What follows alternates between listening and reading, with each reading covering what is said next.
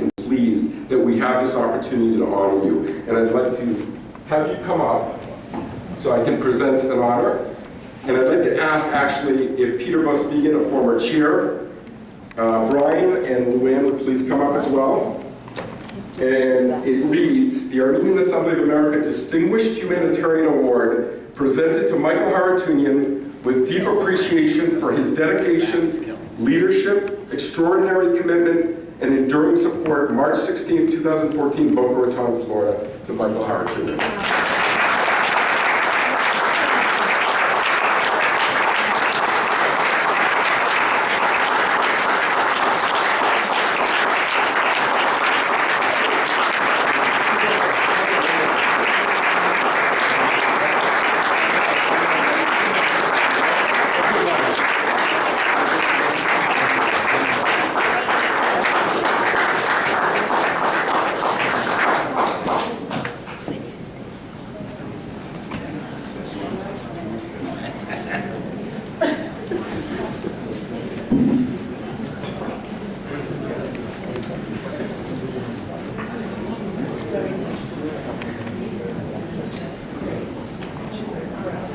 Thank you very much. On occasions like this, I know exaggeration takes place, and it's only normal, and I accept it in that light. I've only tried to do what I can do as best as I can, and I'm here standing before you tremendously impressed and proud to see you all here.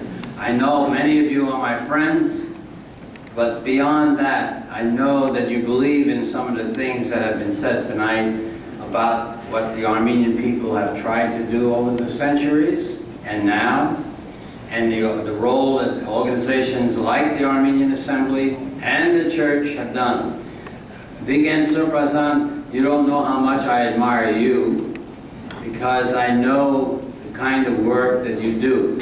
Probably many people here do not realize that Vigen Surprazan does not have a major position in the church.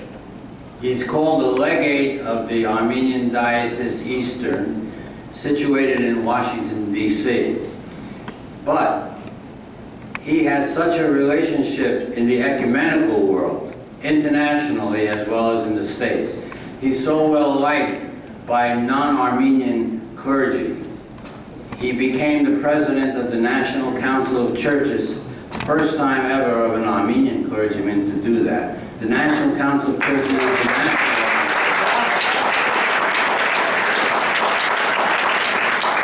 He's very active in the World Council of Churches in Switzerland on the executive committee, and I know everything that he does is for the benefit of the Armenian people always. So thank you very much, Sir President. I'm really honored that you're here tonight.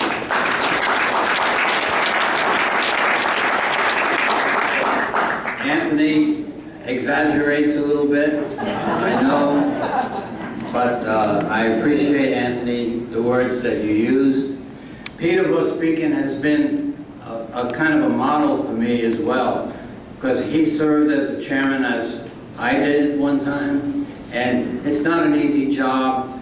The Armenian Assembly has gone through ups and downs, and it's in the same period right now. And we need to think hard about exactly what we want to do. I've got a few words written down about how I feel about the Armenian situation today. And if you will allow me, it's not going to be long, but I just want to kind of summarize exactly where things stand. I want to reflect on the early years of when the Armenian Assembly was formed by a small group of people meeting in a conference center outside of Washington, D.C. about 40 years ago. They came together for the first time as a community of concerned Armenian Americans, determined to find a way to have our voices heard in the halls of Congress and the White House. I was kind of a junior person there. I really didn't count. But standing there were people like Steve Mugar, Haratunian, Aram Kalustin, Girard Haratunian, and many, many others. These were the leaders of this organization at the beginning. And that time was a relatively simple time compared to today. The one priority we all agreed upon was genocide. Remember, this was 6 decades after 1915, and the people at those meetings were closely connected to the genocide through their parents. The community, however, was severely divided. Partisan divisions were still very strong, and on the whole, most of us were really strangers to one another. We grew up completely separate and polarized communities. But despite all of that, the genocide was the one unifying subject we could all agree upon. Compare that to today. The Armenian world is totally changed. First and foremost, we now have an independent Armenia. This fact alone makes a fundamental difference in our thinking. Also, we now have this digital revolution and the internet together with ease of international travel, meaning that we can have direct communication between the diaspora and Armenia. We are closer together as a result. But the diaspora itself is also vastly different. We in America have somehow come closer together since those days, at least as individuals. Institutionally, our organizations are still pretty much separated and working in their own little world, but there are exceptions to that. Our churches, of course, are still divided, and that we haven't solved yet. The largest single community is no longer located in America. It is now Russia. Estimates range between 1 and 2 million Armenians live or have emigrated to Russia. Recently, Forbes magazine listed the 10 richest Armenians throughout the world. 10. And 7 of them are from Russia. And they're all relatively young, in their 40s and 50s. And many of them are billionaires, with a B.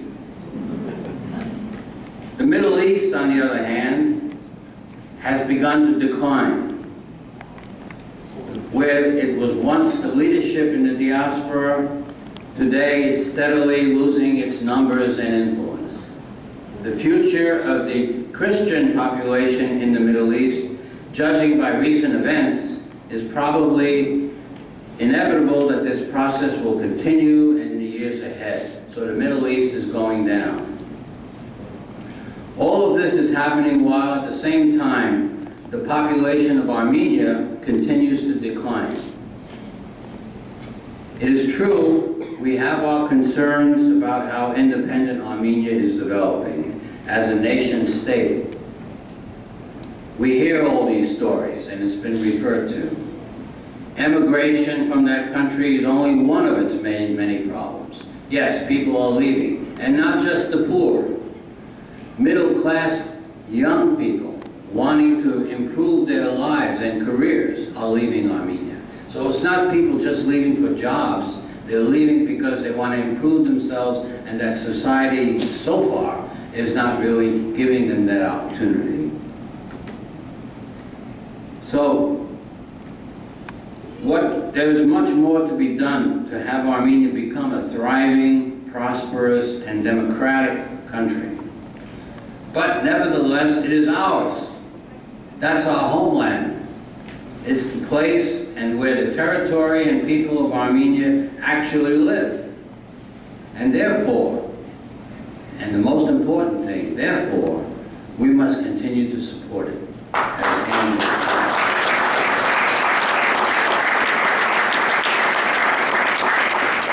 So considering all of the above, Armenia, diaspora, it should be clear that the old way of doing things no longer apply. I mention all of this in the context of what organization roles like the Armenian Assembly should be playing. In the old days, it was pretty simple. We wanted to have our voices heard and to pursue recognition of the Armenian genocide. And of course, that work will continue. But today, it's much more complicated now. With an independent Armenia as the primary focus of the Armenian world, the diaspora needs to find its proper role in this new constellation, I call it. Today is not the time or place for me to delve further into this, but I'm certain of one thing. The people that created this organization and those that have followed them must be a part of this new world. Why? Because the Armenian Assembly is an important organization. It is an organization with no outside political agenda. We are not tied to any other political organization. The Assembly's uniqueness is its independence and nonpartisanship. In fact, that is why it was created in the first place, and that is its ultimate strength. So it is my hope that the Assembly will continue to be that strong, independent voice that represents a large number of the Armenian community. That is why we need today, that is what we need today, and what the Assembly can become if we strengthen this organization and support it. It is time that all other major organizations put aside their narrow interests and work together more effectively. There is no longer any reason that we should not combine our strengths by cooperating and collaborating together whenever the highest interests of the Armenian people are at stake. In all the years I have worked in various capacities in different organizations, I have seen the good and the bad in many instances. But I remain hopeful, believe it or not. I have faith, especially in the younger generation, both here in America and Armenia. They are no longer bound by the legacies and prejudices of the past. They are bright, they are successful in their own fields, and it is our job to give them the opportunity to apply their talents in this Armenian community. The question is whether the next generation will really step forward and take responsibility for the future. It is my hope and expectation that they will, if we give them the chance and the right motivation. After all, Armenians have survived over the centuries for a good reason, and those reasons are as valid today as they were in the past.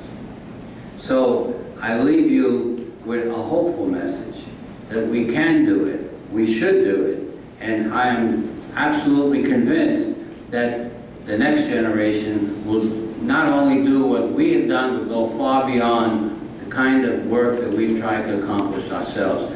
So thank you very much. I'm honored that you